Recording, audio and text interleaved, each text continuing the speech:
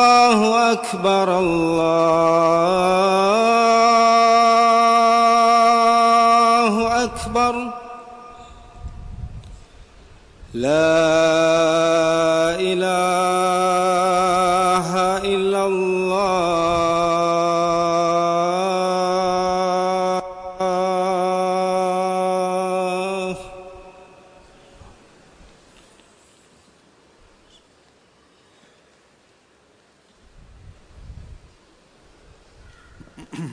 السلام عليكم ورحمة الله.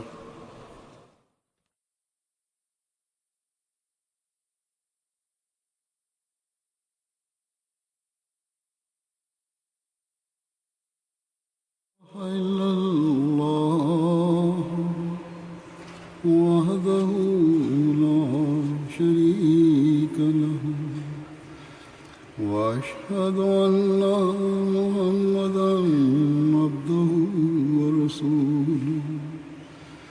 أما بعد فأعوذ بالله من الشيطان الرجيم. بسم الله الرحمن الرحيم. الحمد لله رب العالمين الرحمن الرحيم مالك يوم الدين. إياك نعبد وإياك نستعين. اهدنا الصراط المستقيم صراط الذين أنعمت عليهم غير المغضوب عليهم ولا الضالين.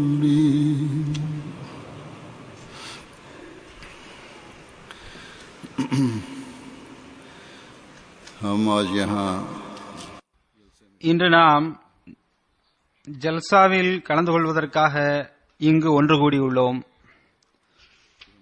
ஒவ்வொரு அஹ்மதியும் அறிந்தது போன்று ஜல்சாவிற்காக நாம் இங்கு ஒன்று கூடியிருப்பது என்பது உலக கூச்சல் கொண்டாட்டங்களுக்காகவோ அல்லது வேறெந்த உலக நோக்கங்களுக்காகவோ அல்ல.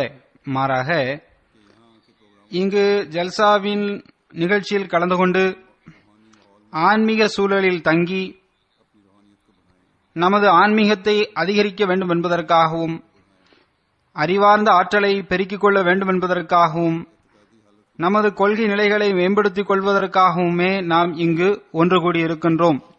மேலும் நமது செயல் நிலைகளில் முன்னேற்றத்தை ஏற்படுத்தவும் அல்லாஹ்வின் அச்சத்தை மேற்கொள்வதற்காகவும் அல்லாஹிற்குரிய கடமைகளையும் படைப்பினங்களுக்குரிய கடமைகளையும் ஆற்றுவதற்காகவும் நாம் அனைவரும் இங்கு ஜல்சாவில் கலந்து கொண்டிருக்கின்றோம். அல்லாஹிற்கு செலுத்த வேண்டிய உரிமைகள் எவை, அவனது படைப்பினங்களுக்கு செலுத்த வேண்டிய உரிமைகள் எவை என எமக்கு தெரியாது என்று ஒரு அகமதி அல்லாத ஒருவர் கூறலாம். ஆனால் ஒரு அகமதி அப்படி கூற முடியாது. அவர் முன் மீண்டும் மீண்டும் இந்த விஷயங்கள் எடுத்துரைக்கப்பட்டிருக்கின்றன. ஹசரத் மசீமது அலைஹிஸ்ஸலாத்து வஸ்ஸலாம் அவர்கள் நமக்கு ஒரு பேருபகாரம் செய்துள்ளார்கள். அதாவது அன்னார் இந்த விஷயங்கள் தொடர்பாக முடிவடையாத கருவூலம் ஒன்றை நமக்கு தந்துவிட்டு சென்றிருக்கின்றார்கள்.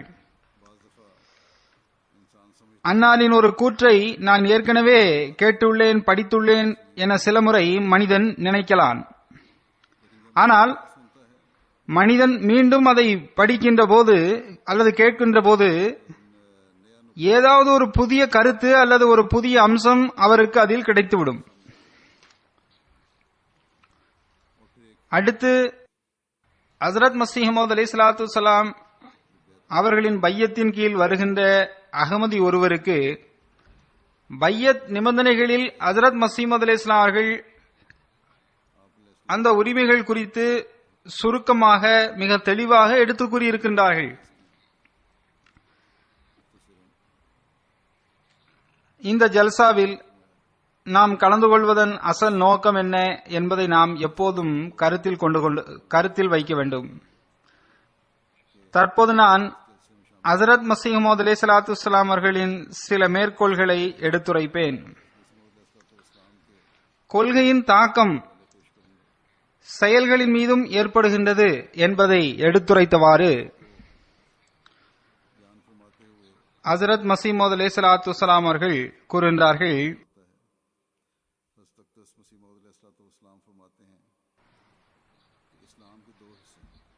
இஸ்லாத்தின் 2 அம்சங்கள் இருக்கின்றன. ஒன்று, இறைவனுக்கு எவரையும் இணையாக்க கூடாது என்பதாகும். அதாவது அவனது பேருபகாரங்களுக்கு பகரமாக அவனுக்கு முழுமையாக கட்டுப்படுதல் என்பதாகும். கருணையாளன் மற்றும் பரிபாலிக்கக்கூடிய இறைவனை விட்டுவிட்டு அவனிடமிருந்து முகம் திருப்பிக் கொண்டவர் ஷைத்தான் ஆவார். அல்லாஹுவின் எத்துணை பேருபகாரங்கள் நம்மீது இருக்கின்றன. அவ்வாறிருந்தும் எவர் அல்லாஹுவின் கூற்றை ஏற்றுக்கொள்வதில்லையோ, அல்லாஹிற்கு முழுமையாக கட்டுப்படுவதில்லையோ, அத்தகைய நபர் ரஹ்மானின் அடியாராக இருக்க முடியாது. பிறகு அவர் ஷைத்தான் ஆவார். அன்னார் கூறுகின்றார்கள், அடுத்து 2வது அம்சம் என்னவென்றால், படைப்பினங்களுக்குரிய உரிமைகளை கண்டறிந்து முடிந்தவரை முழுமையாக அதனை செலுத்த வேண்டும்.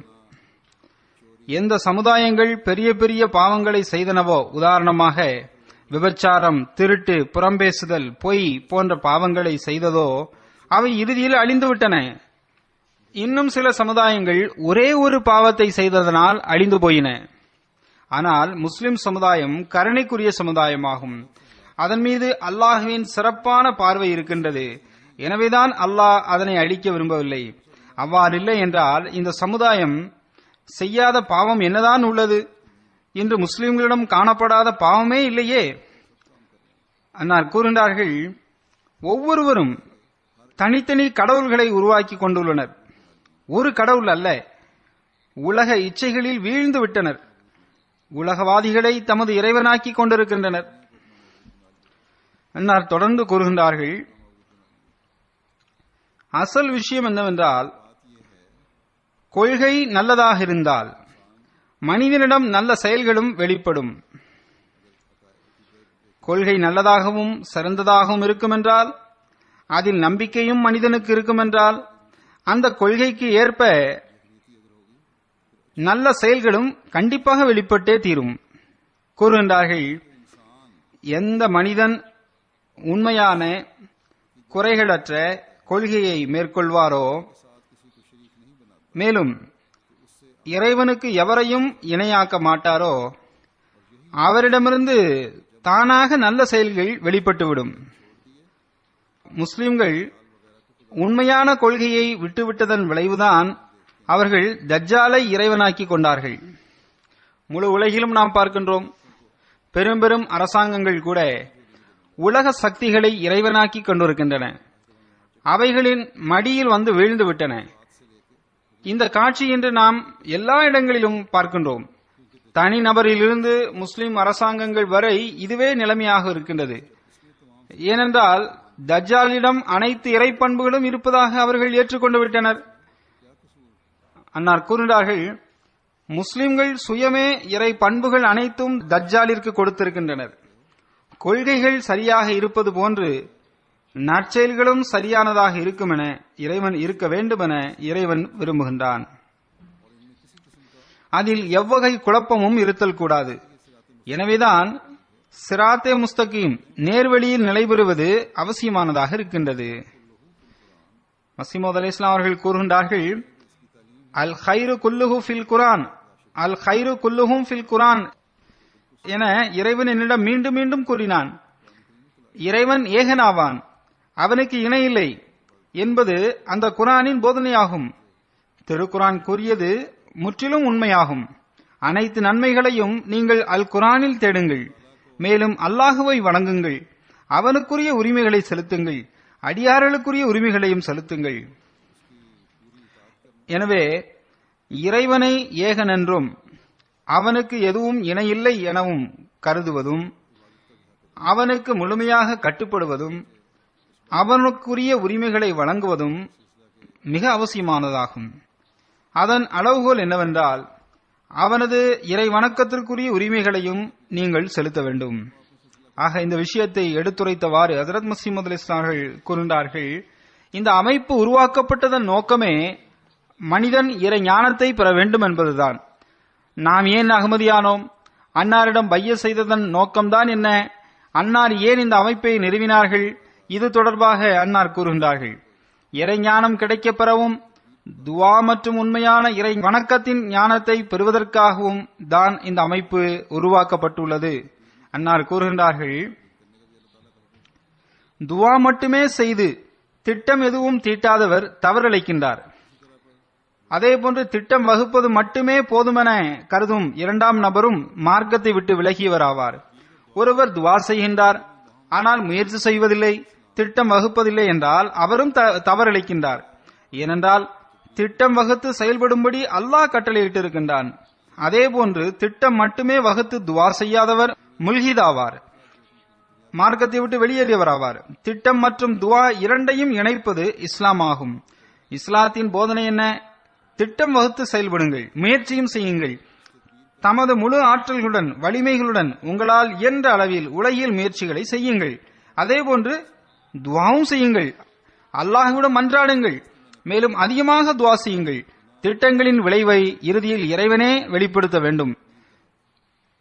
இவ்விஷயங்கள் இருக்குமென்றால் அன்னார் கூறுகின்றார்கள், இதுவே இஸ்லாமாகும். அன்னார் கூறுகின்றார்கள், எனவேதான் நான் கூறினேன், பாவம் மற்றும் கவனக்குறைவிலிருந்து விலகுவதற்கு திட்டங்களுக்குரிய உரிமைகளை செலுத்தும் வகையில் நீங்கள் திட்டம் தீட்ட வேண்டும். அடுத்து துவாவிற்குரிய உரிமைகளை செலுத்தும் வகையில் துவாவும் அதற்காக செய்ய வேண்டும். இந்த இரண்டு விஷயத்தை கருத்தில் வைத்தவாறே திருக்குர்ஆனின் முதல் சூறாவான அல் ஃபாத்திஹாவில் அல்லாஹ் இய்யாக நஅபுது வ இய்யாக நஸ்தஈன் என வேண்டும்படி கூறுகின்றான். இய்யாக நஅபுது என்பது திட்டத்தை மையமாக வைத்தே இறைவன் கூறியிருக்கின்றான். மனிதன் முதலில் திட்டம் மற்றும் காரணிகளுக்குரிய உரிமைகளை வழங்க வேண்டும் என்பதற்காக நாங்கள் உன்னையே வணங்குகின்றோம் என்பதை முன்னிலைப்படுத்தியுள்ளான். ஆனால் அதே சமயம் துவாவின் அம்சத்தை மனிதன் கைவிட்டு விடக்கூடாது. மாறாக திட்டங்களுடன் துவாவையும் கருத்தில் கொள்ள வேண்டும். கூறினார்கள், நாங்கள் உன்னையே வணங்குகிறோம் என நம்பிக்கையாளர் கூறியவுடன் அவரது உள்ளத்தில் அல்லாஹுவை வணங்க நான் யார்? அவனது அருளும் கருணையும் இல்லை என்றால் என்னால் எப்படி அவனை வணங்க முடியும் என்ற எண்ணம் மனிதனுக்கு உருவாகின்றது.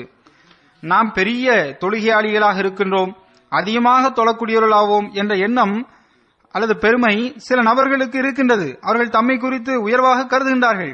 ஆனால் அது அல்லாஹ்வின் அருளாகும் என்பதை உணர வேண்டும். இறை வணக்கத்திற்கு பாக்கியம் கிடைப்பது அல்லாஹ்வின் அருளாகும் என்றே உண்மையான நம்பிக்கையாளர் ஒருவர் எண்ணம் கொள்வார்.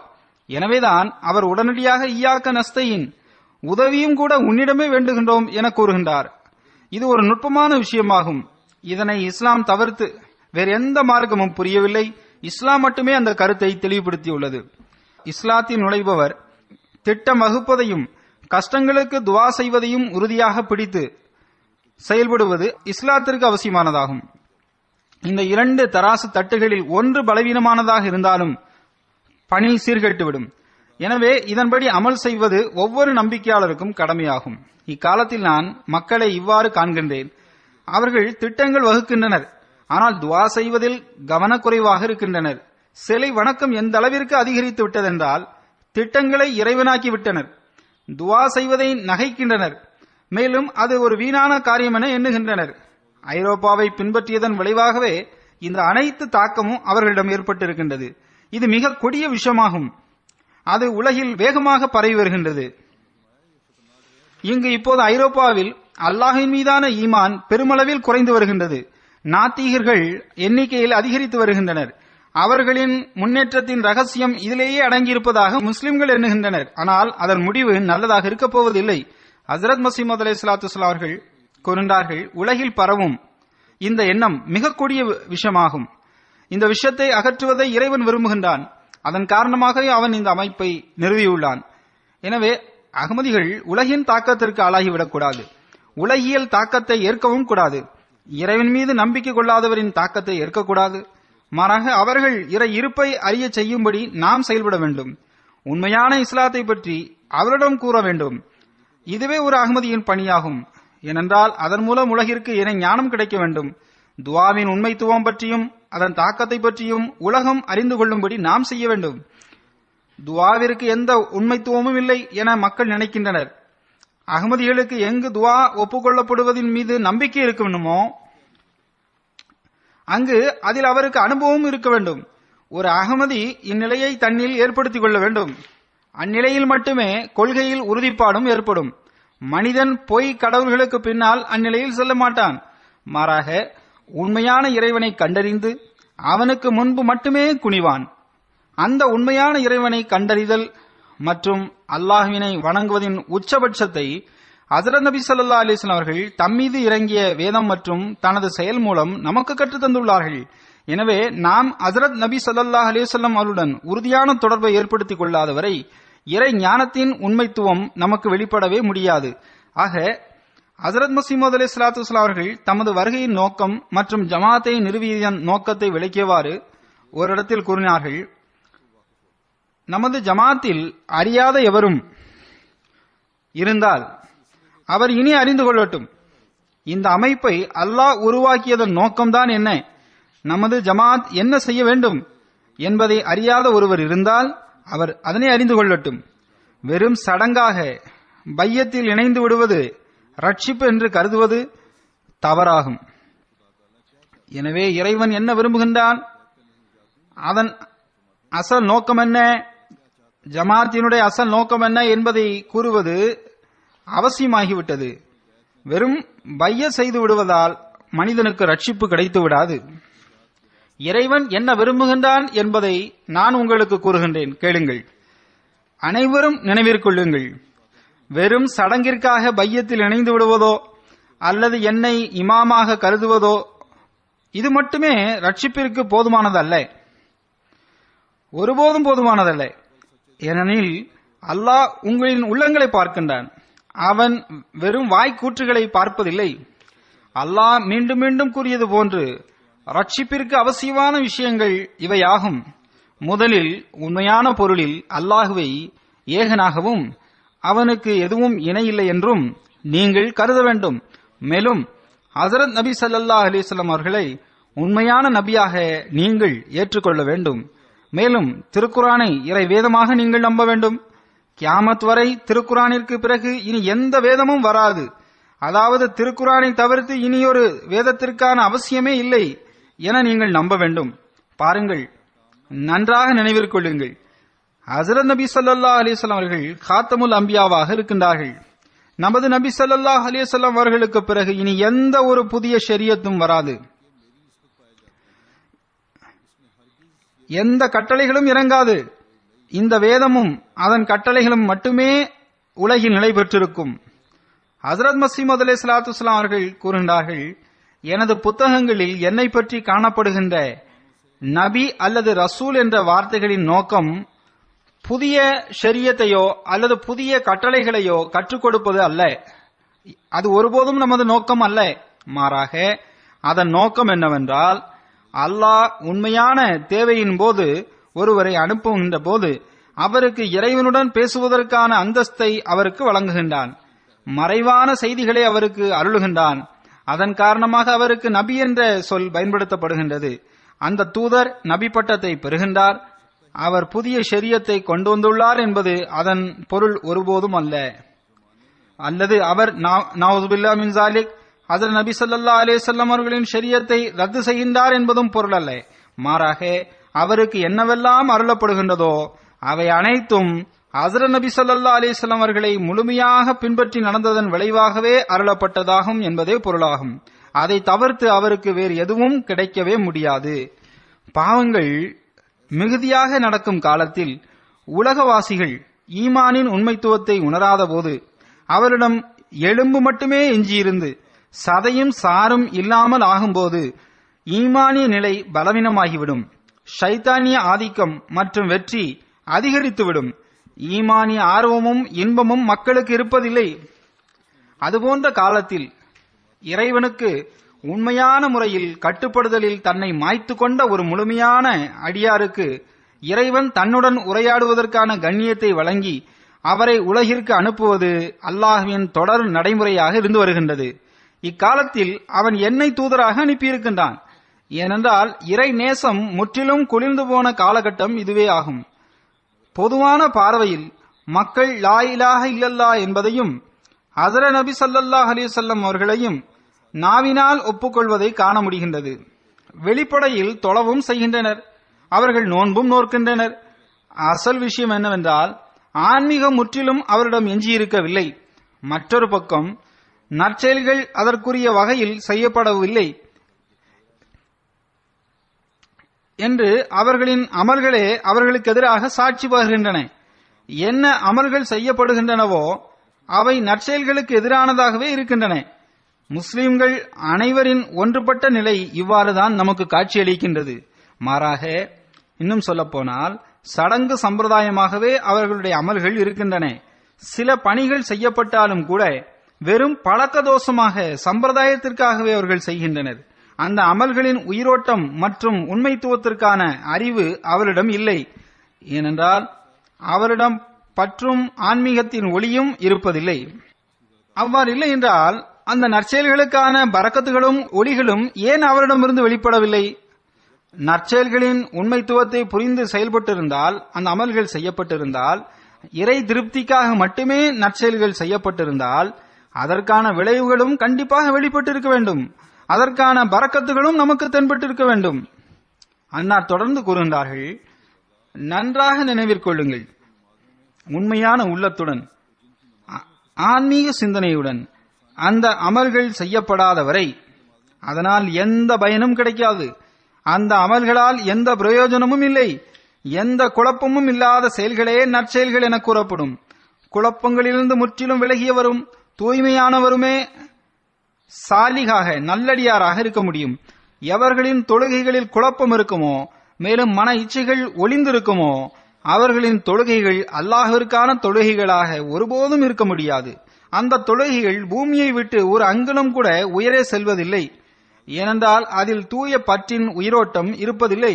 மேலும் அவை ஆன்மீகத்தை விட்டு முற்றிலும் காலியாக இருக்கின்றன. ஏராளமான மக்கள் இந்த அமைப்பிற்கான அவசியம் என்ன வந்துவிட்டது என ஆட்சேபனை செய்கின்றனர். ஹஜ்ரத் மஸீஹ் அலைஹிஸ்ஸலாத்து வஸ்ஸலாம் அவர்கள் தோன்றி புதிய ஜமாத்தை ஏற்படுத்தி விட்டார்கள். அதற்கான அவசியம் என்ன வந்துவிட்டது? நாங்கள் தொழவில்லையா, நோன்பு நோக்கவில்லையா என்றெல்லாம் கேட்கின்றனர். அந்த மக்கள் இவ்வாறு தங்களை தாங்களே ஏமாற்றிக் கொள்கின்றனர். ஜமாத்தை சார்ந்த விவரம் அறியாத மக்கள் இதுபோன்ற விஷயங்களை செவியுற்று ஏமாற்றத்திற்குள்ளாகிவிட்டால் அதில் ஆச்சரியப்படுவதற்கு ஒன்றுமில்லை. நாங்கள் தொழுகின்றோம், நோன்பு நோக்கின்றோம், இறை தியானமும் செய்கின்றோம். அவ்வாறு இருக்க இந்த பிரிவினை ஏன் செய்யப்பட்டது, புதிய ஜமாத்தினை ஏன் உருவாக்கினார்கள் என்றெல்லாம் கேட்கின்றார்கள். நினைவிற்கொள்ளுங்கள், இதுபோன்ற கூற்றுகள் என்பது குறைமதி மற்றும் இறை ஞானம் இல்லாததன் விளைவாகும். நான் சுயமாக எதையும் செய்யவில்லை. பிரிவினை ஏற்படுத்தப்பட்டிருந்தால் அல்லாஹ்வே ஏற்படுத்தி இருக்கின்றான். ஜமாத்தை நான் நிறுவவில்லை, அல்லாஹ்வே ஜமாத்தை நிறுவும்படி என்னிடம் கூறினான். அவனே இந்த ஜமாத்தை உருவாக்கியும் இருக்கின்றான்.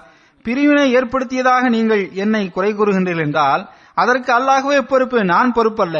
இந்த ஜமாத்தை நிறுவியது அல்லாஹ்தான். எனவே ஏன் ஜமாத்தை ஏற்படுத்தினாய் என்று நீங்கள் அல்லாஹ்விடம் தான் கேட்க வேண்டும்.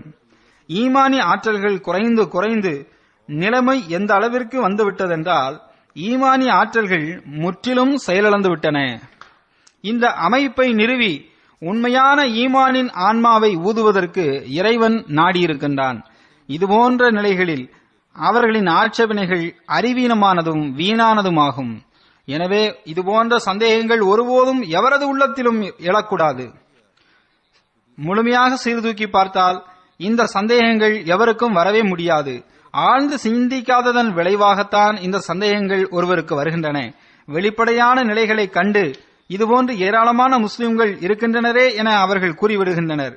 இதுபோன்ற சந்தேகங்களால் மனிதன் விரைவாக அழிவிற்குள்ளாகி விடுகின்றான். நான் இதுபோன்ற சில மக்களின் கடிதங்களை பார்த்துள்ளேன். ஹஜ்ரத் மஸீஹ் அலைஹிஸ்ஸலாம் அவர்களுக்கு பைய செய்த பிறகும் கூட இதுபோன்ற சில கடிதங்கள் வந்த வண்ணம் இருந்தன. ஹஜ்ரத் மஸீஹ் மவ்ஊத் அலைஹிஸ்ஸலாம் அவர்கள் கூறுகின்றார்கள், வெளிப்படையில் அவர்கள் நமது ஜமாத்தில் தான் இருக்கின்றனர்.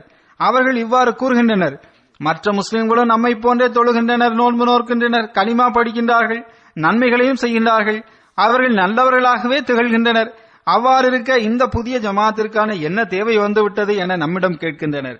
இந்த மக்கள் வெளிப்படையில் நமது பையத்தில் இணைந்திருக்கின்றனர். ஆயினும் இதுபோன்ற சந்தேகங்கள் மற்றும் ஆட்சேபனைகளை கேட்டுவிட்டு எங்களுக்கு அதற்கு பதிலளிக்க தெரியவில்லை என்றும் நம்மிடம் கூறுகின்றனர். இதுபோன்ற கடிதங்களை படித்து அப்படிப்பட்ட மக்களின் மீது எனக்கு வேதனையும் கருணையும் ஏற்படுகின்றது. அதுபோன்ற நபர்கள் எமது அசல் நோக்கம் மற்றும் விருப்பத்தை புரியவே இல்லை. அவர்கள் சடங்கு சம்பிரதாயமாக இஸ்லாத்தின் கடமைகளை நம்மை போன்று ஆற்றுவதையும் இறை கட்டளைகளை செயல்படுத்துவதையும் பார்க்கின்றனர். உண்மையின் உயிரோட்டம் அவரிடம் இருப்பதில்லை. இந்த சந்தேகம் விஷத்தை போன்று செயலாற்றுகின்றது. நாம் மனிதனை பாவத்தின் மரணத்திலிருந்து பாதுகாக்கும் உண்மையான அமைதியை ஏற்படுத்த விரும்புவதை அந்த தருணத்தில் சிந்திப்பதில்லை. சடங்கு சம்பிரதாயங்களை செயல்படுத்தும் அந்த மக்களிடம் இவ்விஷயங்கள் இல்லை. அவர்களின் பார்வை வெளித்தோற்றத்தின் மீதே உள்ளது. உண்மை நிலையை அவர்கள் காண்பதில்லை. அவர்களின் கரங்களில் சாறு இல்லாத தோல் மட்டுமே இருக்கின்றது. எனவே அன்னாரின் வருகையின் நோக்கம் என்பது அல்லாஹுடன் உண்மையான தொடர்பை ஏற்படுத்துவதும், ஹஜ்ரத் நபி ஸல்லல்லாஹு அலைஹி வஸல்லம் அவர்களின் மகத்துவத்தின் அடையாளம் கண்டுகொள்வதும், திருக்குர்ஆனின் ஆட்சியை தம்மீது செயல்படுத்துவதும் ஆகும். அன்னாரை ஏற்றுக்கொண்ட நாம் நமது கொள்கை மற்றும் செயல்நிலைகளை அதற்கேற்ப ஏற்படுத்திக் கொள்ள வேண்டும். வெளித்தோற்றத்தை மட்டும் பார்ப்பது போதுமானதல்ல. மற்ற முஸ்லிம்களும் நம்மை போன்றே தொழுகின்றனர், நோன்பு நிற்கின்றனர், நமக்கும் அவர்களுக்கும் எந்த வித்தியாசமும் இல்லை என்ற எண்ணம் இருக்குமென்றால் அது தவறாகும். வித்தியாசம் ஏதும் தென்படவில்லை என்றால் நாம் கவலைப்பட வேண்டும். நம்மை குறித்து வித்தியாசம் கண்டிப்பாக தென்பட வேண்டும். நமது இறை வணக்கங்களில், நமது சலவாத்துகளில், நமது இறை தியானங்களில், நமது படைப்பினர் சேவைகளில் ஒரு உள்ளார்ந்த உத்வேகமும் உயிரோட்டமும் இருக்க வேண்டும். அது மற்றவர்களிடம் தென்படுவதில்லை. நாம் பையத்தின் உண்மையான வடிவத்தை பெற்றுள்ளோமா அல்லது வெறும் வாய் பேச்சுகள் மட்டும்தான் நம்மிடம் இருக்கின்றதா என்று நாம் நம்மை நாமே ஆராய வேண்டும். அல்லாஹ்வை லா ஷரீக லஹு என்று புரிந்த வண்ணம் நமது இறை வணக்கங்கள் இருக்கின்றனவா இல்லையா என நாம் பார்க்க வேண்டும். ஏராளமானோர் ஐவேளை தொழுகைகளை தொழவும் செய்கின்றனர். ஆயினும் உருக்கத்துடன் தொழுவதில்லை. அகமதிகளிலும் பலர் இருக்கின்றனர். அவர்கள் ஐவேளை தொழுகைகளை கூட தொழுவது கிடையாது. என்னை சந்திக்கும் தருணத்தில் மட்டும் நாங்கள் தொழுவதற்காக நீங்கள் துஆ செய்யுங்கள் என என்னிடம் கூறுகின்றனர். உண்மையில் இது அகமதிகளின் மீது கடமையாக்கப்பட்ட ஒரு அடிப்படையான விஷயமாகும். ஒவ்வொரு நம்பிக்கையாளர் மற்றும் முஸ்லிமின் மீதும் இது கடமையாகும். ஹஜ்ரத் மஸீஹ் மவ்ஊத் அலைஹிஸ்ஸலாம் அவரிடம் பைய செய்த பிறகு உள்ளார்ந்த ஆர்வம் மற்றும் மகிழ்ச்சியுடன் தொழுகை தொழப்பட வேண்டும். தொழுகைகளை சரிவர நிறைவேற்றாமல் என்னிடம் வந்து நாங்கள் தொழுவதற்காக நீங்கள் துஆ செய்யுங்கள் என கூறுவது ஏற்கத்தக்கதல்ல. தொழவில்லை என்ற உணர்வு உங்களுக்கு இருந்தால் அதை சரி செய்த நீங்கள் முயற்சி செய்ய வேண்டும், உழைக்க வேண்டும். நீங்கள் சுயம் முயற்சியும் துஆவும் ஏன் செய்வதில்லை? ஈயாக்க நாபுது வ ஈயாக்க நஸ்தஈன் என்று கூறும்போது வெறும் வாயளவில் கூறப்படக்கூடாது. இந்த சொற்களை உள்ளத்தின் ஆழத்திலிருந்து கூறியவாறு அதன்படி அமல் நீங்கள் செய்ய வேண்டும். அவ்வாறு ஏன் நீங்கள் செய்வதில்லை? ஹஜ்ரத் நபி ஸல்லல்லாஹு அலைஹி வஸல்லம் அவர்களை உண்மையான தூதர் என ஏற்றுக்கொண்டிருக்கின்ற போது நமது ஒவ்வொரு செயலும் அன்னாரின் அழகிய முன்மாதிரிக்கேற்பவே இருக்க வேண்டும். இறை வணக்கங்களுடன் அன்னாரின் உயரிய நற்குணங்களையும் மேற்கொள்ள வேண்டும். சமூக தொடர்புகளும் குடும்ப தொடர்புகளும் இருக்கின்றன. மனைவிமார்களுடன் அன்னார் அழகிய முறையில் நடந்தார்கள். நமக்கென முன்மாதிரியை அன்னார் வெளிப்படுத்தி இருக்கின்றார்கள். ஆனால் பெரும்பாலார் குடும்பத்தில் குழப்பத்தை ஏற்படுத்துகின்றனர். அவர்களின் உணர்வுகளை கருத்தில் கொள்வதற்கு அன்னார் நமக்கு பல விஷயங்களை கற்றுத் தந்துள்ளார்கள். பிள்ளைகளிடம் பரிவுடன் நடப்பதையும் பிறரின் உணர்வுகளை பொதுவாக கருத்தில் கொள்வதையும் நமக்கு அன்னார் கற்றுத் தந்துள்ளார்கள். சண்டை சச்சரவுகளிலிருந்து விலகி நிற்பதற்கு அன்னார் நமக்கு கற்றுத் தந்துள்ளார்கள். தனது அமலினால் இவை அனைத்தையும் காட்டித் தந்துள்ளார்கள். அமானிதத்தில் நம்பிக்கை மோசடி செய்யாமல் இருப்பதற்கும் நமக்கு கவனமூட்டியுள்ளார்கள். அவ்வாறு இருப்பதற்கு நமக்கு கற்றுத் தந்துள்ளார்கள். பணிவையும் தாழ்மை குணத்தையும் நிலைநாட்டுவதற்கும் நபி ஸல்லல்லாஹு அலைஹி வஸல்லம் அவர்கள் நமக்கு கற்றுத் தந்துள்ளார்கள். உண்மையின் உயர் தரத்தை நிலைநாட்ட நமக்கு கற்றுத் தந்துள்ளார்கள். அன்னாரிடம் காணப்படாத உச்சபட்ச நற்குணம் வேறு என்னதான் இருக்கின்றது? நாம் உண்மையிலேயே அன்னாரை உண்மையான நபியாக ஏற்றுக்கொண்டிருந்தால் ஹஜ்ரத் மஸீஹ் மவ்ஊத் அலைஹிஸ்ஸலாத்து வஸ்ஸலாம் அவர்களை அன்னாரின் அடிமைத்துவத்தில் அனுப்பப்பட்டிருப்பதாக நாம் நம்பினால் நாம் நமது அமல்களையும் இறை வணக்கங்களின் தரத்தையும் உயர்த்தி கொண்டே செல்ல வேண்டும். திருக்குர்ஆனின் கட்டளைகளை அடையாளம் கண்டு நாம் என்னென்ன நன்மைகளை செய்கின்றோம், எதனையெல்லாம் நாம் செய்வதில்லை, மேலும் என்னென்ன தீமைகளை கைவிட்டிருக்கின்றோம், இன்னும் என்னென்ன தீமைகளை நாம் கைவிடவில்லை என்று நாம் நம்மை நாமே ஆராய வேண்டும். ஹசரத் மஸீமூத் அலைஹிஸ்ஸலாத்து வஸ்ஸலாம் அவர்களின் வாதம் மற்றும் அந்தஸ்தை சரியான பொருளில் அடையாளம் காண்பதும் நமக்கு அவசியமானதாகும்.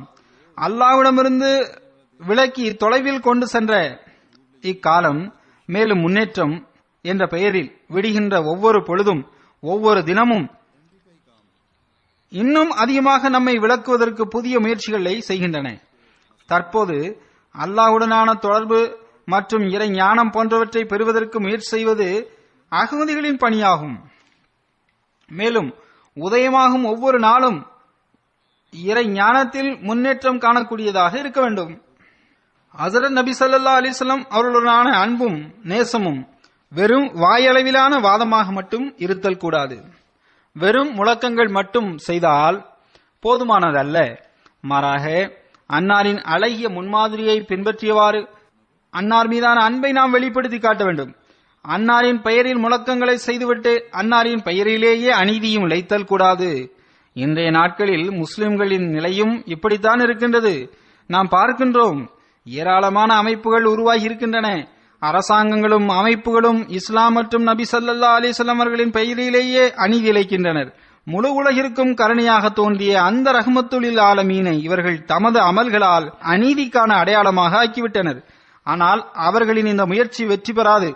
எனவேதான் இக்காலத்தில் வாக்களிக்கப்பட்ட மஸீஹ் அலைஹிஸ்ஸலாம் அவர்கள் தோன்றியிருக்கின்றார்கள். இஸ்லாத்தின் அழகிய சித்திரத்தை உலகத்திற்கு முன் எடுத்து வைப்பதற்கு நாம் முயற்சி செய்து வருகின்றோம். எனவே அந்த அழகிய சித்திரத்தை காட்டுவதற்கு அன்னாரின் அனைத்து அழகிய முன்மாதிரிகளையும் நாம் மேற்கொள்ள வேண்டும். திருக்குர்ஆனின் ஆட்சியை தம்மீது செயல்படுத்த நாம் முயல வேண்டும். மேலும் நமது ஒவ்வொரு அமலும் முழுமையான நற்செயலாக திகழ்வதற்கு எப்போதும் நாம் முயன்று கொண்டே இருக்க வேண்டும். நாம் ஒவ்வொரு கணமும் அணுதினமும் ஷைத்தானிடமிருந்து விலகி நிற்பதற்கும் ரஹ்மானிற்கு அருகில் செல்வதற்கும் முயற்சி செய்ய வேண்டும். இல்லையென்றால் ஹஜ்ரத் மஸீமூத் அலைஹிஸ்ஸலாத்து வஸ்ஸலாம் அவர்கள் கூறுவது போன்று மற்றவர்களும் தொழுகின்றனர், ஆனால் அவர்களின் தொழுகைகள் பூமியிலேயே நின்று விடுகின்றன. விண்ணின் இறைவன் அதுபோன்ற தொழுகைகளை எந்த வகையிலும் பொருட்படுத்த மாட்டான். ஏனென்றால் அவர்களிடம் தூய பற்றில்லை, அவர்களிடம் உலகம் கலந்துவிட்டது. அதுபோன்ற தொழுகைகள் அழிவிற்குரியதாகும். எனவே ஹஜ்ரத் மஸீமூத் அலைஹிஸ்ஸலாத்து வஸ்ஸலாம் அவர்களின் இந்த எச்சரிக்கை நம்மை சிந்திப்பதன் பக்கமும் கவலைப்படுவதன் பக்கமும் கவனமூட்டக்கூடியதாக இருக்க வேண்டும். அன்னாரின் பையத்தின் உண்மைத்துவத்தை புரியக்கூடியவர்களாக நாம் திகழ வேண்டும். உண்மையான தொழுகை எது என்பதை ஹஜ்ரத் மஸீமூத் அலைஹிஸ்ஸலாம் அவர்கள் விளக்கியவாறு நமக்கு கூறுகின்றார்கள். ஒரு இடத்தில் அல்லாஹுடன் உண்மையான தூய்மையான தொடர்பு இருக்கும்போதுதான் தொழுகை உண்மையான தொழுகையாக ஒருவருக்கு இருக்க முடியும். அல்லாஹுவின் திருப்தி மற்றும் கட்டுப்படுதலில் எந்த அளவிற்கு தம்மை மாய்த்துக் கொள்ள வேண்டும் என்றால், எந்த அளவிற்கு உலகத்தை விட மார்க்கத்திற்கு முன்னுரிமை கொடுக்க வேண்டும் என்றால், அல்லாஹ்வின் வழியில் உயிரை கொடுப்பதற்கும் மரணிப்பதற்கும் நாம் தயாராகிவிட வேண்டும். மனிதனிடத்தில் இந்நிலை ஏற்பட்டு விடும்போது அவரது தொழுகையாகும். மனிதனிடத்தில் இந்நிலை ஏற்பட்டு விடும்போதுதான் அவரது தொழுகையாக இருக்கும். ஆனால் தொழுகையின் உண்மைத்துவம் மனிதனிடம் உருவாகாதவரை, உண்மையான பற்றும் மற்றும் விசுவாசத்திற்கான முன்மாதிரியையும் மனிதன் காட்டாதவரை அவரது தொழுகையும் அமல்களும் எந்த தாக்கத்தையும் ஏற்படுத்தாது. அன்னார் கூறுகின்றார்கள், பலர் இருக்கின்றனர், அவர்களை மக்கள் நம்பிக்கையாளர் என்றும் இறையச்சமுடையவர் என்றும் கருதுகின்றனர். ஆனால் விண்ணில் அவர்களின் பெயர் காஃபிர் ஆகும், நிராகரிப்பவர் ஆவர். அந்த வகையில் விண்ணில் எவர் பெயர் மூமீனாக இருக்குமோ, நம்பிக்கையாளராக இருக்குமோ, அவரே உண்மையில் நம்பிக்கையாளராக இருப்பார். உலகின் பார்வையில் அவர் காஃபிர் என அழைக்கப்பட்டாலும் சரியே, உலகம் நம்மை காஃபிர் என்றுதான் கூறுகின்றது. நமக்கு அது பற்றி சற்றும் கவலை இல்லை. நமது அமல்கள் நல்லதென்றால், நமக்கு இறைவனுடன் தொடர்பு உள்ளதென்றால், பின்னர் அல்லாஹ் நம்மை மூமின் என்று கூறுகின்றான். உண்மையிலேயே மனிதன் சரியான பொருளில் நம்பிக்கை கொள்வது மிக கடினமான காரியமாகும். அல்லாஹ்விடம் முழுமையான நன்றி உணர்விற்கான முன் உதாரணத்தை காட்டுவதும் கடினமானதாகும். மனிதன் உண்மையான நம்பிக்கை கொள்ளும் போது அவருக்கு பல அடையாளங்கள் கூறப்படுகின்றன. திருக்குரானில் உண்மையான நம்பிக்கையாளரின் பல அடையாளங்கள் கூறப்பட்டுள்ளன. அது அவரிடம் தென்பட வேண்டும். அந்த அடையாளங்களில் உண்மையான ஈமானிற்குரிய ஒரு பெரும் அடையாளம் என்னவென்றால், அவர் உலகத்தை பாதங்களுக்கு கீழ் போட்டு நசுக்கி பாம்பு தனது புற்றிலிருந்து வெளிவருவதை போன்று அவர் அதிலிருந்து வெளிவந்து விடுவார் என்பதும் ஒன்றாகும். அசல் நோக்கம் அல்லாஹுவை திருப்திப்படுத்துவதற்காகவே இருக்க வேண்டும். அதே போன்று மனிதன் மன இச்சைகள் எனும் புற்றிலிருந்து வெளிவந்து விடும்போதுதான் அவர் மூமினாக இருப்பார். முழுமையான ஈமானின் அடையாளங்கள் அவரிடம் காணப்படும். அல்லாஹ் திருக்குரானில் கூறுகின்றான், இன்னல்லாஹ மஅல்லதீன தகவ் வல்லதீனஹும் முஹ்சினூன். அதாவது, நிச்சயமாக அல்லாஹ் இறை அச்சமுடையவருடன் இருக்கின்றான். அவர்கள் இறை அச்சத்தை விட்டு முன்னேறி நன்மையான பணிகளையும் செய்கின்றனர். அவர்கள் முஹ்சின்களாக நன்மை பயக்கும் மக்களாக திகழ்கின்றனர். அடுத்து உண்மையான நன்மை என்பது என்ன என்பதை எடுத்துரைத்தவாறு அன்னார் கூறுகின்றார்கள், தக்வாவின் பொருள் தீமையின் நுட்பமான வழியிலிருந்து விலகி நிற்பது என்பதாகும். நினைவிற்கொள்ளுங்கள், ஒருவர் தன்னை நல்லவர் என கூறுவது நன்மை அல்ல. நான் எவருடைய செல்வத்தையும் அபகரிக்கவில்லை, திருடவில்லை, தீய பார்வை செலுத்தவில்லை, விபச்சாரம் செய்யவில்லை என்று கூறுவது நன்மையாகிவிடாது. அதுபோன்ற நன்மைகள் இறை ஞானமுடையவரின் பார்வையில் நகைப்பிற்குரிய நன்மையாக இருக்கும். ஏனென்றால் அவர் அந்த தீமைகளை செய்தால், திருடினால், கொள்ளையடித்தால் தண்டனை பெறுவார். இது ஒன்றும் நன்மையே அல்ல. இறை ஞானமிக்க ஒருவரின் பார்வையில் அது மதிப்புமிக்கதும் அல்ல. அசல் மற்றும் உண்மையான நன்மை என்னவென்றால், மனித சமுதாயத்திற்கு தொண்டாற்ற வேண்டும். அல்லாஹ்வின் வழியில் முழுமையான உண்மை மற்றும் நன்றி உணர்வை வெளிப்படுத்த வேண்டும். அதற்காக நாம் உயிரையும் கொடுப்பதற்கு தயாராக இருக்க வேண்டும். அதன் காரணமாகவே அல்லாஹ் கூறினான், இன்னல்லாஹ மஅல்லதீன தகவ். தீமையை விட்டு விலகி நன்மைகளையும் செய்கின்ற மக்களுடன் இருப்பதாக அல்லாஹ் கூறுகின்றான். நன்றாக அறிந்து கொள்ளுங்கள், வெறும் தீமையிலிருந்து மட்டும் விலகி நிற்பது நன்மை அல்ல, அத்துடன் நன்மைகளும் செய்யப்படுதல் வேண்டும். ஒருபோதும் விபச்சாரம் செய்யாத, கொலை செய்யாத, திருடாத, கொள்ளையடிக்காத ஏராளமான நபர்கள் இருக்கின்றனர் இன்றும் சமூகத்தில். அவ்வாறிருந்தும் அல்லாஹ்வின் வழியில் அவர்கள் எந்த உண்மையையும் நன்றி உணர்வையும் காட்டவில்லை, அல்லது மனித சமுதாயத்திற்கு எந்த தொண்டும் அவர்கள் ஆற்றவில்லை. இந்த விஷயங்களை மட்டும் முன்னிறுத்தி தம்மை நல்லவர்கள் கூட்டத்தில் இணைத்துக் கொள்ளும் நபர் அறிவிலி ஆவார். ஏனென்றால் இவை அனைத்தும் தீய நடத்தைகளாகும். இந்த எண்ணங்களால் மட்டும் இறை நேசர்களின் வட்டத்தில் அவர் வந்துவிட முடியாது. திருடக்கூடியவர், தீய நடத்தை அல்லது நம்பிக்கை மோசடி செய்யக்கூடியவர், லஞ்சம் வாங்குபவர் தொடர்பான அல்லாஹ்வின் நடைமுறை என்னவென்றால், அவருக்கு இவ்வுலகிலேயே அதற்கான தண்டனை கொடுக்கப்படும். அந்த தண்டனையை பெறாதவரை அவர் மரணிப்பதும் இல்லை. எனவே தீமையை விட்டு விலகி நிற்பது மட்டும் நன்மை அல்ல. தக்வா என்பது குறைந்த படித்தரமாகும். அதற்கு உதாரணம் இதுவாகும். உணவை வைப்பதற்கு ஒரு பாத்திரத்தை நன்றாக சுத்தப்படுத்துவது போன்றதாகும் தக்வா. ஒருவர் பாத்திரத்தை நன்றாக சுத்தப்படுத்தி வைத்துவிட்டு அதில் உயர்தரமான உணவை வைக்காவிட்டால் அதனால் வயிறு நிரம்பி விடுமா? ஒருபோதும் இல்லை. வெறும் பாத்திரம் வயிறை நிறைத்து விடுமா? ஒருபோதும் இல்லை. அதே போன்று தக்வாவை புரிந்து கொள்ளுங்கள். தக்வா என்பது என்ன? தக்வா என்பது தீமையின் பக்கம் சாய்க்கும் ஆன்மா எனும் பாத்திரத்தை சுத்தப்படுத்துவதாகும். சுத்தப்படுத்தி அதில் நற்செயல்கள் எனும் உயர்தரமான உணவை நிறைப்பதே மனிதனுக்கு இறை நெருக்கத்தை பெற்றுத்தரக்கூடியதாக இருக்கும். மேலும் அவனது திருப்தியை பெற்றுத்தரக்கூடியதாக அவனை ஆக்கிவிடும். பெரும் பெரும் தீமைகளில், பாவங்களில் ஒன்று பொய்யாகும். அதன் பக்கம் கவனமூட்டியவாறு ஹஸரத் மஸீஹ் மவ்ஊத் அலைஹிஸ்ஸலாம் அவர்கள் ஓரிடத்தில் கூறுகின்றார்கள், நான் சீர்தூக்கி பார்த்தேன். திருக்குரானில் பல ஆயிரம் கட்டளைகள் இருக்கின்றன. அதன்படி அமல் செய்யப்படுவதில்லை. சின்னஞ்சிறு விஷயங்களில் கூட அதற்கெதிராக நடக்கின்றனர். எந்த அளவுக்கென்றால் கடைக்காரர்கள் பொய் பேசுகின்றனர், சிலர் அழகுபடுத்தி பொய் பேசுகின்றனர். ஆனால் இறைவனோ பொய்யை அசுத்தத்துடன் ஒப்பிட்டுள்ளான்.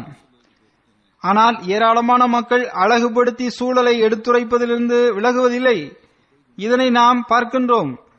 அதனை பாவமாக கூட மக்கள் கருதுவதில்லை. சிரிப்பிற்காக பொய் பேசுகின்றனர். பொய்யின் அனைத்து துறைகளிலிருந்தும் விலகி நிற்காதவரை ஒருவர் உண்மையாளராக ஆகவே முடியாது. ஓர் உயரிய நற்குணம் குறைகளை மறைத்தலாகும். அது ஒரு நற்குணம் மட்டுமல்ல, அதன் மூலம் மனிதன் ஏராளமான சண்டை சச்சரவுகளிலிருந்து தப்பித்துக் கொள்கின்றான், உலகையும் காப்பாற்றுகின்றான். அது தொடர்பாக ஹஜ்ரத் மஸீஹ் அலைஹிஸ்ஸலாம் அவர்கள் கூறுகின்றார்கள், நான் பார்க்கின்றேன், ஜமாத்தில் தங்களுக்கிடையிலான சண்டை அதிகம் ஏற்படுகின்றது. சிறிய சிறிய சச்சரவுகளில் ஒருவர் மற்றவரின் கண்ணியத்தின் மீது தாக்குதல் தொடுக்கின்றார். சிறிய பகைமையே துவக்கத்தில் இருக்கும். அது அதிகரித்து அதிகரித்து ஒருவர் மற்றவரின் கண்ணியத்தின் மீது தாக்குதல் நடத்த துவங்கி விடுகின்றனர். தமது சகோதரருடன் சண்டையிடுகின்றார். இது மிகவும் விரும்பத்தகாத செயலாகும். இது ஒருபோதும் இருக்கக்கூடாது. ஒருவர் தனது தவறை ஒப்புக்கொண்டு விடுவதால் அவருக்கு என்ன நிகழ்ந்து விடப் போகிறது? இருவர் சண்டையிட்டால் அதில் ஒருவர் தவறை ஒப்புக்கொள்ளட்டும், சமாதானம் ஏற்படும் வகையில். அதனால் எந்த குறையும் ஏற்படாது. சிலர் சிறு சிறு விஷயங்களில் பிறரை இழிவுபடுத்தாதவரை அவரை விட்டு விலகுவதில்லை. இது போன்ற விஷயங்களிலிருந்து விலகுவது கண்டிப்பானதாகும். இறைவனின் ஒரு பெயர் சத்தாராகும், குறைகளை திரையிடுவான் ஆவான். அல்லாஹ் அவ்வாறிருக்க இவர் ஏன் தனது சகோதரனின் மீது கருணை காட்டுவதில்லை? ஏன் மன்னித்தல் மற்றும் திரையிடுதல் போன்ற பணிகளை கைகொள்வதில்லை? தனது சகோதரனின் குறைகளை திரையிட வேண்டும். அவரின் கண்ணியம் மற்றும் கௌரவத்தின் மீது நீங்கள் தாக்குதல் நடத்தக்கூடாது. நான் ஒரு சிறிய புத்தகத்தில் படித்தேன், பழங்காலத்தில் ஒரு அரசர் குர்ஆனை எழுதி வந்தார். அவர் அவ்வாறு எழுதி கொண்டிருக்கும் போது அவரிடம் ஒரு முல்லா வந்தார். அதனை பார்த்த முல்லா, இந்த வசனம் தவறாக எழுதப்பட்டுள்ளது என்று ஒரு வசனத்தை குறித்து ஆட்சேபனை செய்தார். அரசர் அத்தருணத்தில் அந்த வசனத்தை வட்டமிட்டு அதை வெட்டி விடுவோம் என்று கூறி முடித்து விட்டார். அவர் சென்ற பிறகு அந்த வட்டத்தை அரசர் வெட்டிவிட்டார். ஏன் இப்படி செய்தீர்கள் என கேட்டபோது அதற்கு அரசர் கூறினார், என்னை சரி செய்ய வந்த அந்த முல்லா தவறிழைத்தார். நான் அப்போது அவரை ஆசுவாசப்படுத்தவே வட்டம் போட்டேன். பிறகு நான் நீக்கிவிட்டேன். அவரின் தவறை பிடித்து தர்க்கம் செய்து அவரை வெட்கத்திற்குள்ளாக்க நான் விரும்பவில்லை. ஹஜ்ரத் மஸீஹ் அலைஹிஸ்ஸலாம் அவர்கள் கூறினார்கள், பிறரின் தவறை கண்டுபிடித்து அதனை பரப்புவது தற்பெருமையின் வேர் மற்றும் நோயாகும். இதுபோன்ற விஷயங்களால் ஆன்மா சீர்கெட்டுவிடும். இதிலிருந்து தவிர்ந்து கொள்ள வேண்டும். சுருக்கமாக இவை அனைத்தும் இறை அச்சத்தில் அடங்கும். உள்ளார்ந்த மற்றும் வெளிப்புற விவகாரங்களில் இறை அச்சத்தை மேற்கொள்பவர் வானவர்களின் கூட்டத்தில் சேர்க்கப்படுவார். ஏனென்றால் அவரிடம் எந்த வரம்பு மீறுதலும் எஞ்சியிருக்காது. தக்வாவை பெற்றுக் கொள்ளுங்கள். இறை அச்சத்திற்கு பிறகே உலகில் பரக்கத்துகள் கிடைக்கும். இறை அச்சமுடையவர் உலக ஆபத்துகளிலிருந்து பாதுகாக்கப்படுவார். இறைவன் அவர்களின் குறைகளின் மீது திரையிடுவான். இந்த வழிமுறையை மேற்கொள்ளாதவரை எந்த பயனும் இல்லை. அதுவரை பையத்திலிருந்து எந்த பயனும் உங்களால் பெற முடியாது. பயனடைந்தாலும் கூட ஒரு பகுதி இருள் எஞ்சியிருக்கவே செய்யும். அந்நியரிடம் காணப்படும் அதே மன உணர்ச்சியும் தற்பெருமையும் பகட்டும் கோபமும் உங்களிடம் எஞ்சியிருக்கும் என்றால் உங்களுக்கும் மற்றவருக்கும் என்ன வித்தியாசம் இருக்கும்? ஒரு கிராமத்தில் நல்லவர் ஒருவர் இருந்தாலும் கூட அற்புதங்களினால் தாக்கத்திற்குள்ளாகுவதை போன்று அவரின் தாக்கத்திற்கு மக்கள் ஆளாகி விடுவர். அல்லாஹிற்கு அஞ்சி மனிதன் நன்மையை செய்யும் போது அவரிடம் ஒரு திகில் ஏற்படும்.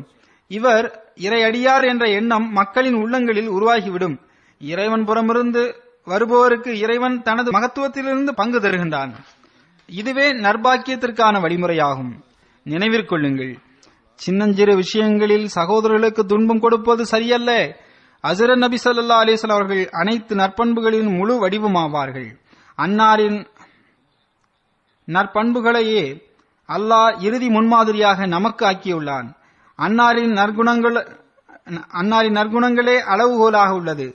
இப்போதும் அதே மிருகத்தனம் எஞ்சியிருக்கும் என்றால் மிகவும் வேதனைக்குரிய மற்றும் துர்பாக்கியத்திற்குரிய நிலையாக இருக்கும். ஹஜ்ரத் நபி ஸல்லல்லாஹு அலைஹி வஸல்லம் அவரிடம் மற்றும் அன்னாரின் உண்மை பேரன்பரிடம் பையத்திற்கான வாதம் செய்கின்றீர்கள் என்றால் ஒழுக்கங்களை நீங்கள் சரி செய்ய வேண்டும். பையத்திற்கு பிறகும் அப்படியே நீங்கள் இருந்தால், ஒருவர் மற்றவரின் கால்களை வாரக்கூடியவர்களாக இருந்து கொண்டிருந்தால், மிருகத்தனம் எஞ்சியிருந்தால், ஒருவர் மற்றவருக்கு பாதிப்பை ஏற்படுத்த முயன்று கொண்டிருந்தால், அது மிகவும் வேதனைக்குரிய நிலையாகும், துரதிருஷ்டமாகும். பிறர் மீது பழி சுமத்தாதீர்கள். ஏனென்றால் சில முறை பிறர் மீது குற்றம் சாட்டி மனிதன் தானும் அந்த குற்றத்தை செய்து விடுகின்றான். அந்த குறை அவரிடத்தில் இருந்தால் அவரது விவகாரம் உள்ளபடியே அல்லாஹ்விடம் உள்ளது. பலரின் பழக்கம் எப்படி உள்ளதென்றால், அவசரப்பட்டு அசுத்தமான குற்றங்களை பிறர் மீது சுமத்துகின்றனர். இதிலிருந்து விலகி நில்லுங்கள். மனித இனத்திற்கு நன்மை செய்யுங்கள். உங்கள் சகோதரிடம் அனுதாபம் காட்டுங்கள். அண்டை அயலாருடனும் சகோதரர்களுடனும் அழகிய முறையில் நடந்து கொள்ளுங்கள். எல்லாவற்றையும் விட முதலில் ஷிர்கிலிருந்து நீங்கள் விலகி நில்லுங்கள். இதுவே இறை அச்சத்திற்கான ஆரம்ப படியாகும். தனது சகோதரரின் குற்றத்தை பார்த்து என்ன செய்ய வேண்டும் என்பது தொடர்பாக அன்னார் மேலும் விவரிக்கின்றார்கள். சமாதானம், தக்வா, நற்பாக்கியம் மற்றும் நல்லொழுக்க நிலைகளை நீங்கள் சீர் செய்ய வேண்டும். எனது ஜமாத்தின் மீது எனக்கு வேதனை ஏற்படுகின்றது. இன்னும் கூட சிறு சிறு விஷயங்களில் ஒருவர் மற்றவருடன் மோதிக்கொள்கின்றனர். பொது சபையில் ஒருவரை முட்டாள் என கூறுவது மாபெரும் குற்றமாகும். தனது ஒரு சகோதரனின் தவறை கண்டால் அவருக்காக துவா செய்யுங்கள். அல்லாஹ் அவரை காப்பாற்றி விடட்டும் என துவா செய்யுங்கள். அதை தவிர்த்து அவரது தவறை பகிரங்கப்படுத்தி நடக்காதீர்கள். ஒருவரின் மகன் தீய நடத்தை கொண்டவர் என்றால் அவர் பொதுவெளியில் எதுவும் அவரை பற்றி கூறுவதில்லை. மாறாக அவர் தனது பிள்ளைக்கு தனிமையில் புரிய வைக்கின்றார். இது தீய வேலை, இந்த வேலையை நீ செய்யாதே என்று கூறுவார். எனவே மென்மை கருணையுடன் எவ்வாறு உங்களது பிள்ளைகளுடன் நீங்கள் நடந்து கொள்கின்றீர்களோ அதே போன்று உங்கள் சகோதரர்களுக்கிடையிலும் நீங்கள் நடந்து கொள்ள வேண்டும். ஒழுக்கம் சரியில்லாத நபரின் ஈமான் அபாயத்தில் இருப்பதாக நான் அஞ்சுகின்றேன். ஏனென்றால் அதில் ஆணவத்திற்கான ஒரு வேர் இருக்கின்றது. இறைவன் அவரிடம் திருப்தி அடையவில்லை என்றால் அந்த நபர் நாசமாகி விடுவார். எனவே அவரது சொந்த நிலை இப்படி இருக்கும்போது பிறருக்கு அதனை கூறுவதற்கு என்ன உரிமை அவருக்கு இருக்கும்? அவர் தனது நப்சை மறந்து பிறரின் குறைகளை பார்த்துக் கொண்டிருக்கின்றார் என்பதே அதன் பொருளாகும். பிறரின் குறைகளையே பார்த்துக் கொண்டிருக்காதீர்கள். உங்களது குறைகளை நீங்கள் தேட வேண்டும். ஏனென்றால் அவரே அதன்படி செயல்படுவதில்லை. அதன் விளைவாக இறுதியில் நீங்கள் செய்யாததை ஏன் பிறருக்கு கூறுகின்றீர்கள் என்பதை அவர்கள் உண்மைப்படுத்தக்கூடிய மக்களாக ஆகிவிடுவர். அடுத்து கோபப்படுபவர் வெற்றி மற்றும் உதவியில் இருந்து இழப்பிற்குரியவராக ஆகிவிடுகின்றார். இது தொடர்பாக எடுத்துரைத்தவாறு அன்னார் கூறுகின்றார்கள். கடினமாக நடந்து சினம் கொள்ளும் நபரின் வாயிலிருந்து ஒருபோதும் இறை ஞானம் மற்றும் நுட்பமான ஞானத்திற்கான விஷயங்கள் வெளிப்படவே முடியாது. அப்படிப்பட்ட உள்ளம் நுட்பமான ஞானத்தை பெறுவதிலிருந்து இழப்பிற்குரியதாகி விடுகின்றது. எவர் தனக்கெதிரில் இருக்கும் நபருடன் விரைவில் பொங்கி எழுந்து கட்டுப்பாட்டை இழந்து விடுகின்றாரோ, மோசமான மூளை, கட்டுப்பாடற்ற வாய், நுட்பமான ஞானம் எனும் ஊற்றிலிருந்து விலக்கி வைக்கப்படும் என்பதை நினைவில் கொள்ளுங்கள். கோபமும் நுட்பமான ஞானமும் ஓரிடத்தில் ஒன்று சேரவே முடியாது. கோபப்படுபவரின் அறிவு சிறியதாகவும் புரியும் திறன் மழுங்கியதாகவும் இருக்கும். கோபப்படுபவரின் அறிவு செயலிழந்துவிடும். அவருக்கு ஒருபோதும் எந்த மைதானத்திலும் வெற்றியும் உதவியும் வழங்கப்படாது. கோபம் பாதி பைத்தியமாகும். இது அதிகரிக்கும் போது பின்னர் அவர் முழு பைத்தியமாகவே ஆகிவிடக்கூடும். நமது ஜமாத் விளக்கப்பட்ட அனைத்து காரியங்களிலிருந்து விலகி நிற்க வேண்டும். மரத்துடன் தொடர்பில்லாத கிளை கனிகளற்றதாகவே இருக்கும். நீங்கள் எமது அசல் நோக்கத்தை புரியாமல் பையத்தின்படி செயல்படவில்லை என்றால் இறைவன் எனக்கு அளித்துள்ள வாக்குறுதிகளுக்கு நீங்கள் எப்படி வாரிசாக முடியும்? வாக்குறுதிகளில் பங்கு பெற அன்னாரின் துவாக்களில் வாரிசாகுவதற்கு தீய பழக்கங்களை கைவிட வேண்டும். அதாவது ஹசரத் மசீமது அலி இஸ்லாம் அவர்களின் துவாக்களிலிருந்து பங்கு பெற வேண்டி இங்கும் கூட பலர் வந்துள்ளனர். ஆனால் செயல்நிலைகள் சரியில்லை என்றால் உங்களால் மசீமது அலி இஸ்லாம் அவர்களின் துவாவில் எந்த பங்கையும் பெற முடியாது. கோபத்தை தவிர்த்து ஒரு நம்பிக்கையாளர் எந்த நிலையை அடைய வேண்டும்? இது பற்றி அன்னார் கூறுகின்றார்கள். உங்களின் தற்போதைய கோபம் ஏதாவது சீர்கேட்டினை ஏற்படுத்திவிடக் கூடாது. அதன் மூலம் முழு ஜமாத்தும் அவப்பெயருக்கு ஆளாகிவிடக் கூடாது என நான் அஞ்சுகின்றேன். வழக்கு தொடரப்பட்டு அனைவருக்கும் பாதிப்பு ஏற்பட்டு விடக்கூடாது என்றும் நான் அஞ்சுகின்றேன். நமது ஜலசாக்களில் இளைஞர்கள் வருகின்றனர். அவர்களில் சிலர் சண்டையிட்டுக் கொள்கின்றனர், பழைய பகைமையை கொண்டு நடக்கின்றனர். இந்த விஷயங்கள் வெளி உலகிற்கு வரும்போது ஜமாத் அவப்பெயருக்கு ஆளாகிவிடுகிறது. நபிமார்களை ஏசி பேசியுள்ளனர். இது நபிமார்களின் சொத்தாகும். அவ்வாறு இருக்க அதிலிருந்து நாம் எங்கனம் இழப்பிற்குரியவராக இருக்க முடியும்? கோபம் எனும் ஆற்றலே தரப்படாத மனிதனாக நீங்கள் ஆகிவிடுங்கள். அந்நியர்களிடம் கோபத்தை கண்டிப்பாக அடக்க வேண்டும்.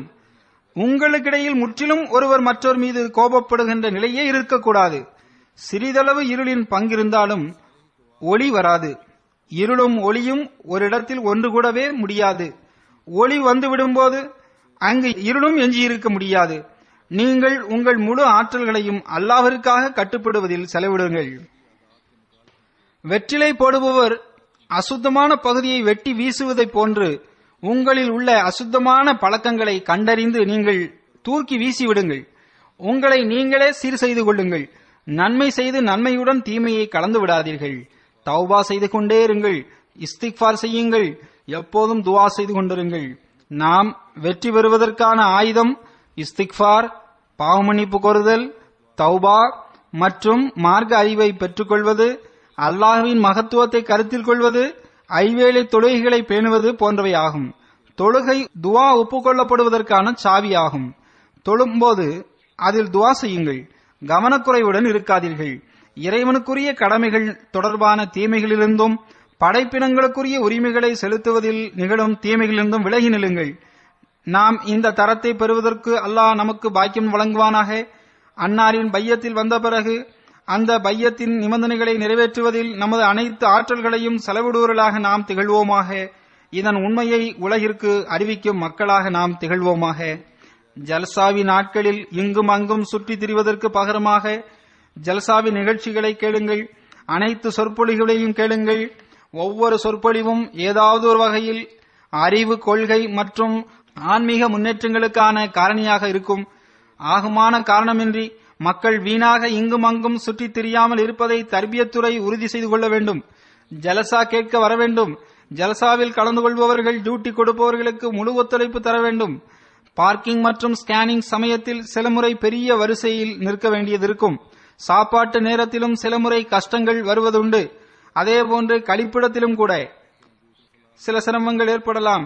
சுத்தம் செய்வதற்கான தேவை அங்கு ஏற்பட்டால் நீங்களே சுத்தம் செய்ய முன்வர வேண்டும்.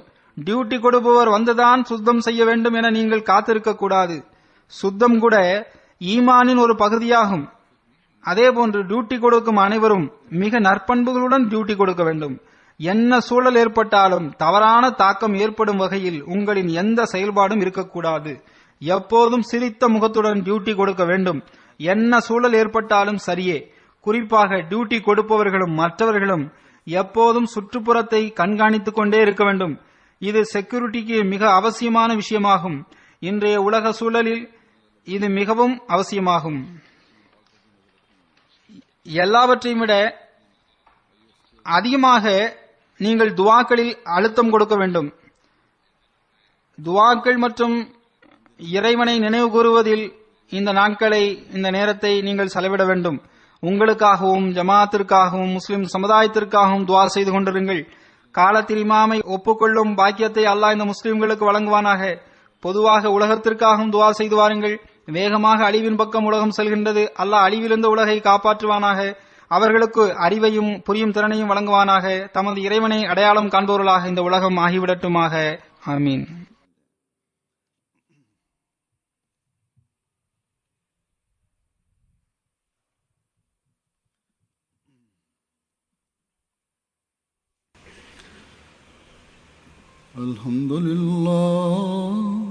Alhamdulillah nahmaduhu wa nasta'inuhu wa nastaghfiruhu wa nu'minu bihi wa natawakkalu alayhi wa na'udzu billahi min shururi anfusina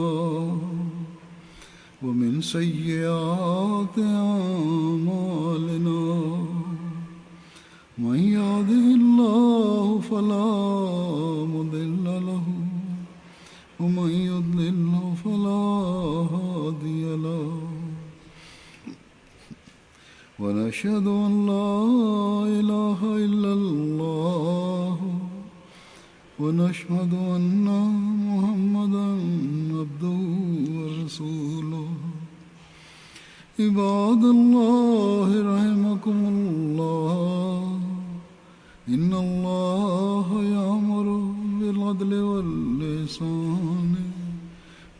وإيتاء ذي القربى وينهى عن الفحشاء والمنكر والبغي يعظكم لعلكم تذكرون اذكروا الله يذكركم وادعوه يستجب لكم ولذكر الله أكبر